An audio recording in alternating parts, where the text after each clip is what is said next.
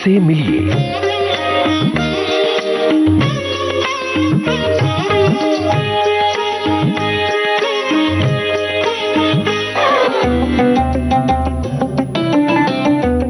इनसे मिलिए कार्यक्रम में आज श्रोताओं आपके लिए लेकर आए हैं जाने मानी लोक गायिका और पार्श्व गायिका रेखा राव से मंदाकिनी जोशी की बातचीत। आज सुनिए इस बातचीत का पहला भाग। इनसे मिलिए कार्यक्रम के सभी सुनने वालों को मंदाकिनी जोशी का प्यार भरा नमस्कार। श्रोताओं, आज हम आपकी मुलाकात एक ऐसी पार्श्व गायिका से करवा रहे हैं जिन्होंने करियर की शुरुआत में पहले लोकगीत और राजस्थानी गीत गाए और उसके बाद बॉलीवुड, हरियाणवी और भोजपुरी सहित राजस्थानी में कई एल्बम्स और फिल्मों में उन्हें गाने का मौका मिला है। तो राजस्थान के ही कोटा शहर में जन्मी और पली बढ़ी ये गायिका हैं रेखा राव। रेखा जी, आपका स्वागत है विविध भारती के स्टूडियो में। नमस्कार, थैंक यू सो मच, आपने मुझे इनवाइट किया। कैसी हैं आप? मैं बढ़िया हूँ। और विविध भारती के स्टूडियो में आकर कैसा महसूस कर रही हैं? जयपुर आकाशवाणी से मैं BI ग्रेड आर्टिस्ट हूँ, तो वो पुराने दिनों वाली याद ताजा हो गई आज स्टूडियो में आकर के। बहुत अच्छा लग रहा है जी। और विविध भारती सुनती हैं? बहुत सुना है भाई, बचपन से ऑफ कोर्स। तो रेखा जी, आपका जन्म राजस्थान में हुआ जी, और राजस्थान के ही बूंदी जिले से आपने गायन में MA किया। तो गायन के प्रति ये जो रुझान था वो कैसे हुआ, कब हुआ? नॉर्मली सब जो सिंगर्स होते हैं उनकी शुरुआत होती है क्लासिकल से। मेरी शुरुआत हुई है फोक से। मेरे फादर से मैंने गाना सीखा है। तेजकरणजी राव मेरे फादर का नाम है और अभी तो नहीं है। मेरे जो दादाजी थे स्वर्गीय नवल किशोर जी, झालावाड़ दरबार के राजगायक थे जी। तो हमारी परंपरा वहाँ से चली आ रही है। उन्होंने मेरे फादर को सिखाया और मेरे फादर से मैंने गाना सीखा। क्योंकि मेरे फादर लोकगीत बहुत अच्छे गाते थे जी। तो कोटा संगीत विद्यालय है काफी पुराना, तो वहाँ थे वो कार्यरत और उनका एक कॉन्टेस्ट हुआ था HMV का, उसमें वो विनर थे।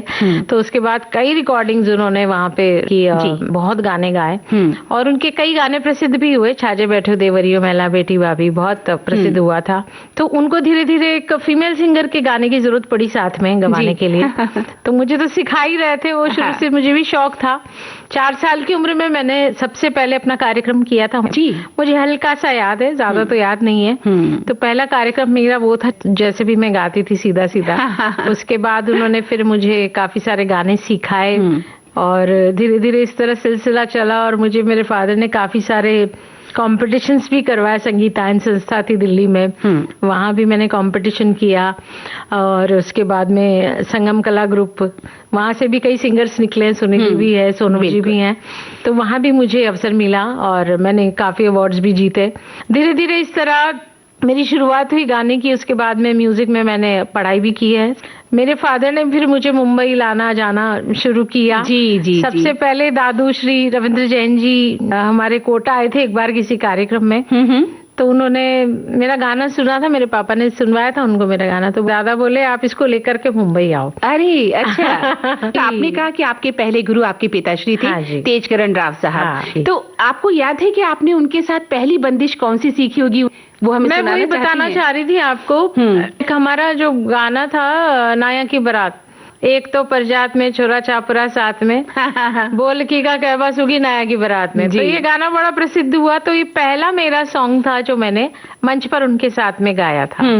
तो वो लोगों ने बहुत पसंद किया। उसके बाद में उनको लगा कि नहीं, इसमें है कुछ टैलेंट है तो मैं इसको आगे बढ़ा सकता हूँ। तो इसके लिए उन्होंने मुझे मुंबई लेके आना शुरू किया। यहाँ सुरसिंगार संसद थी और आज भी वो कार्यक्रम करते हैं और नए नए टैलेंट्स को आगे लेके आते हैं। तो उसमें भी मैंने काफी सारी परफॉर्मेंस की। एक फिल्म गाने की भी की थी जिसमें बड़जातिया जी आए थे। अच्छा, मुझे थोड़ा सा याद है। जी।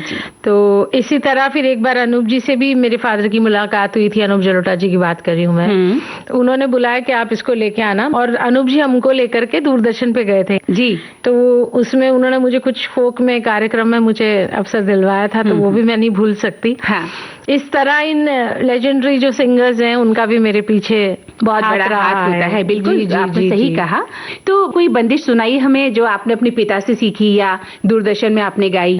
हमारी राजस्थान की जो परंपरा है उसमें बहुत सारे गाने हैं। हाँ। और स्पेशली जो हमारा स्वागत गीत है, जो हम मेहमानों का स्वागत करते हैं, तो वो 2 लाइन मैं आपको गा के सुनाऊंगी। मेरे फादर ने मुझे सिखाया था, केसरिया बालम मान है हमारा। जी, और जी, हमारी विरासत याद आ जाती है। जी जी जी। तो ऑफ कोर्स उनका भी बहुत लोगों ने सुना है, तो मैं 2 लाइन सुनाऊंगी आपको जरूर।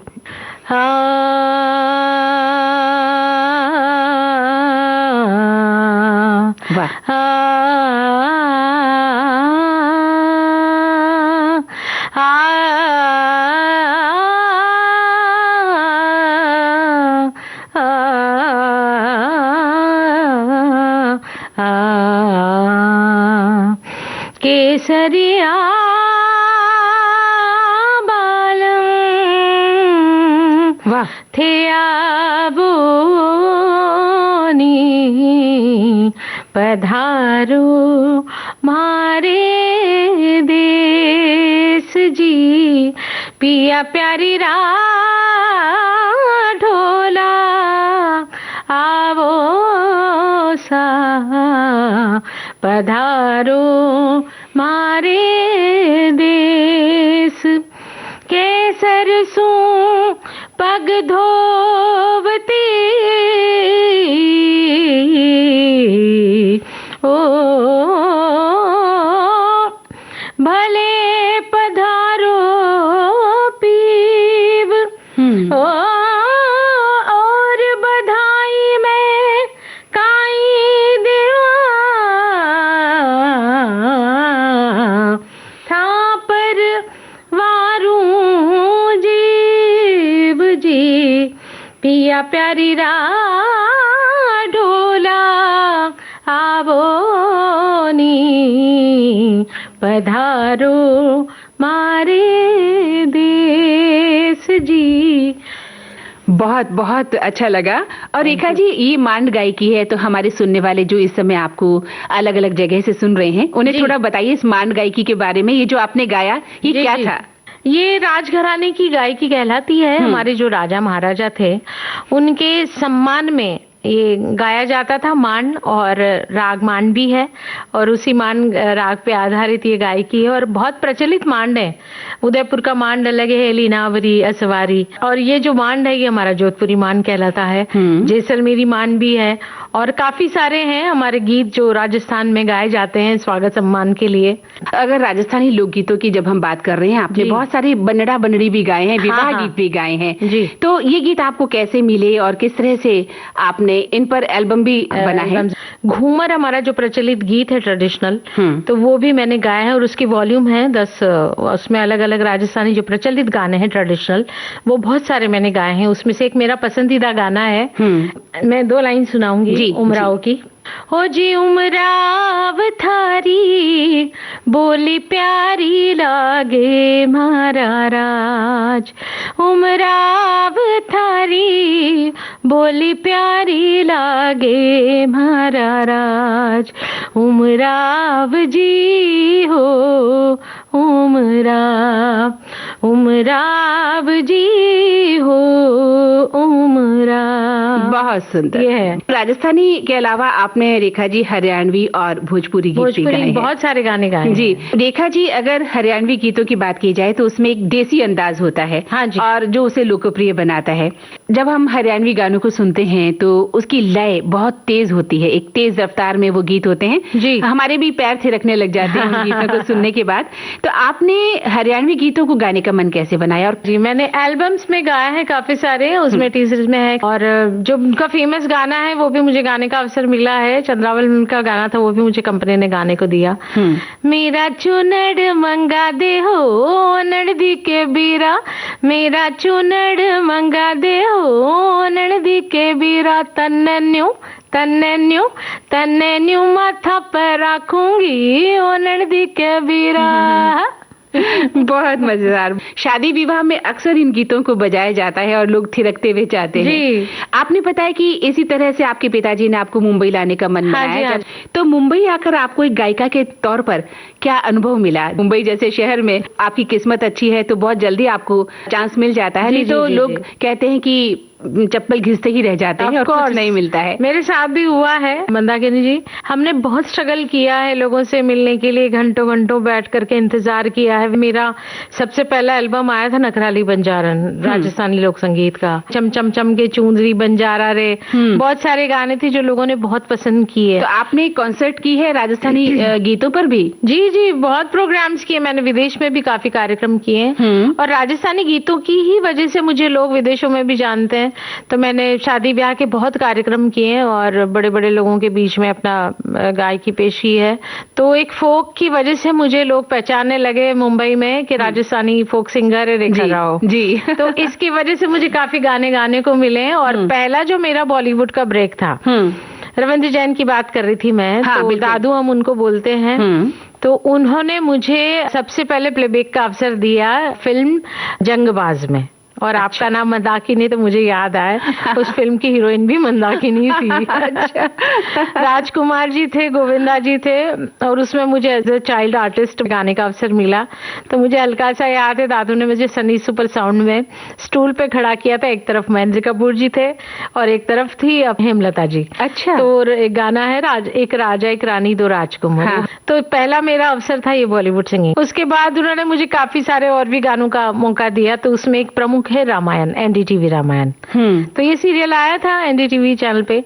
तो इसमें मुझे दादा की 4 कंपोजिशन गाने को मिली थी और बहुत सारी चौपाइयां, छंद, दोहे मुझे गाने का अवसर मिला। तो मैं अपने आप को सौभाग्यशाली मानती हूँ कि स्वर्गीय रविंद्र जैन जी के संगीत निर्देशन में मुझे काम करने का अवसर मिला। बहुत बड़ी बात जी। मैं चाहूंगी कुछ चौपाइयों में अपने श्रोताओं को, हमारे श्रोता भी सुनना चाहेंगे। हाँ, तो 2 चौपाई में गा के सुनाऊंगी। और एक दादू का दोहा है, वो भी बड़ा सुंदर दादू ने लिखा था।